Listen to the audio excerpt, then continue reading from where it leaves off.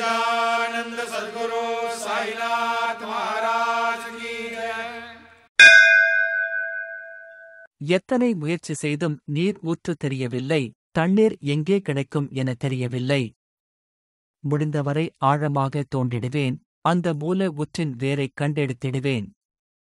ஏன் சோர்வடைவேன்? முயற்சியில் கடவுள் உடன் இருக்கிறார். தைரியத்தை இழந்தால் எதுவும் செய்ய இயலாது. வரையப்பட்ட கோட்டிற்குள் இருங்கள், இது மனித இனத்திற்கு நல்லது. இதயத்தில் அன்பு இருந்தால் சுரப்பு இருக்கும், இல்லையெனில் அது ஆப்பை வளர்க்கும். சாயியை தவிர வேறு யார் உதவுவார்கள்? தாசனின் மனதில் நம்பிக்கையை பெருகச் செய்யுங்கள்.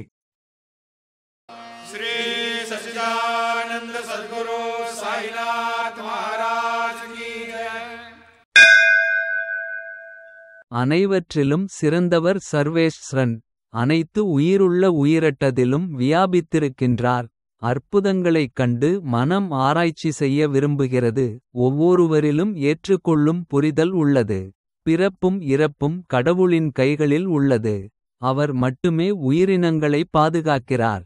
இங்கே நான் என்ற அகங்காரத்தை விட்டுவிட்டு இறைவனிடம் சரணடையுங்கள்.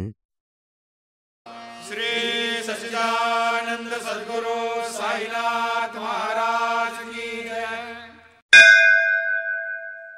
குரு இல்லாமல் உலகில் மகிழ்ச்சியும் அமைதியும் இல்லை. அவரது மங்களகரமான நாமத்தை ஜபம் செய். நெறிமுறை பாதையில் வாழ்க்கையில் பயணிப்பதன் மூலம் ஆன்மா அமைதியை பெறும். சுயநலமற்ற மனதுடன் குரு வழிபாட்டைச் செய்யவும் உலக மாயைகள் நீங்கிடும். தாசி கூறுகிறாள், இதை எவர் அனுபவிக்கின்றனரோ அவர் இவ்வுலகிலிருந்து விடுதலை பெறுவர். श्री सच्चिदानंद सद्गुरु साईनाथ महाराज की जय। நம்பிக்கை அனைவருக்கும் நல்லது செய்யும். ஒரு தாய் தன் குழந்தைக்குச் செய்வது போல்.